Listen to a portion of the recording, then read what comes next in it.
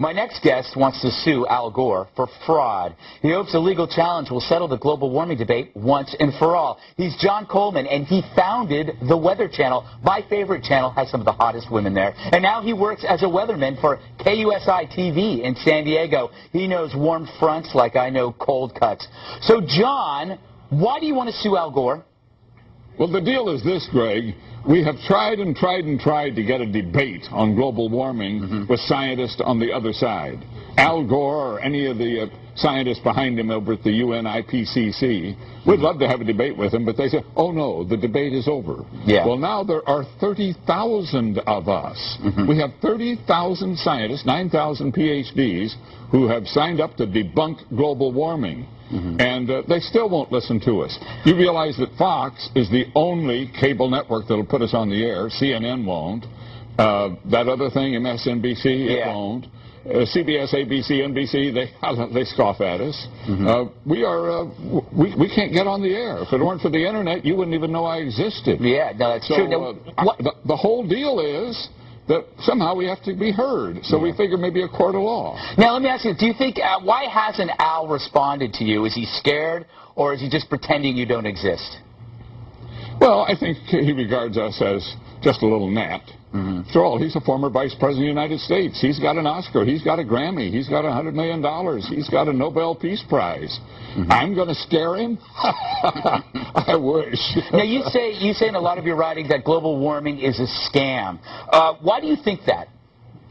Well, if you study all the papers of the Intergovernmental Panel on Climate Change, if you study everything their scientists have done, it all boils down to a claim that carbon dioxide, CO2 in the atmosphere, put there by our burning of fossil fuels, is going to turn the climate of Earth into an oven, and we're all going to bake and die. Well, that's sheer nonsense. We have burning fossil fuels for 100 years. And what have we done so far?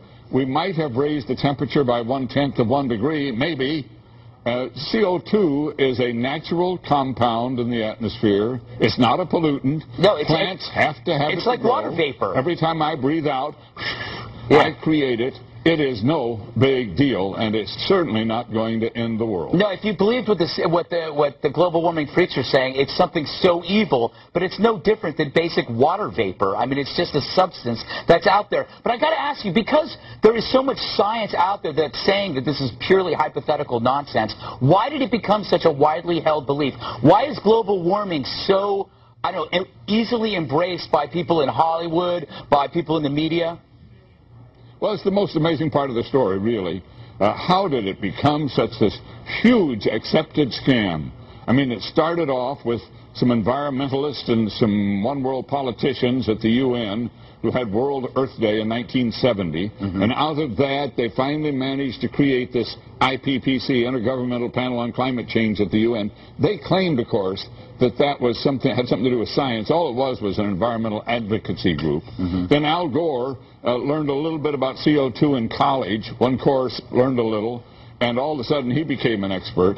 So he becomes vice president. The UN starts foisting this thing on us.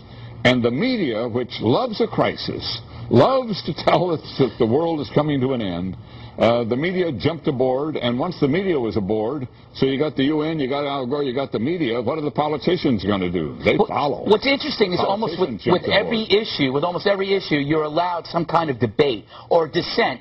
And this is worse, actually, worse than any kind of religion where you're not allowed to dissent. You can't say anything without being called an idiot or crazy. It's become a religion. That's exactly what it's become, an environmentalist religion. And, of course, green and environmentalism is a wonderful thing. I'm an environmentalist, but wait a minute. You're not going to turn me into an extremist, and you're not going to get me to tell a lie to try to accomplish an environmental goal. That's exactly what they're doing. Speaking of goal, what does a hockey stick have to do with all this? Well, this goes back to the start of it all. A professor at American University named Michael Mann created a graph of temperatures through millennium flatlining and then shooting up at the end, the shape of a hockey stick. And the UN panel said, ooh, woohoo, love that. Yeah. And they kind of made it their Bible, and it became the cornerstone of their whole campaign. Now it has been proved, without a shadow of a doubt, to be built on absolutely bad science. You can put any data into that formula, and it'll come out a hockey stick no matter what. Well, you know, John, the whole thing was manipulated. John, I'm actually looking forward to the return of the Ice Age, because I know that's going to be the next catastrophe, probably in the next decade. We got to run. Thank you, John Coleman, founder of the Weather Channel, my favorite channel, aside from Fox News Channel.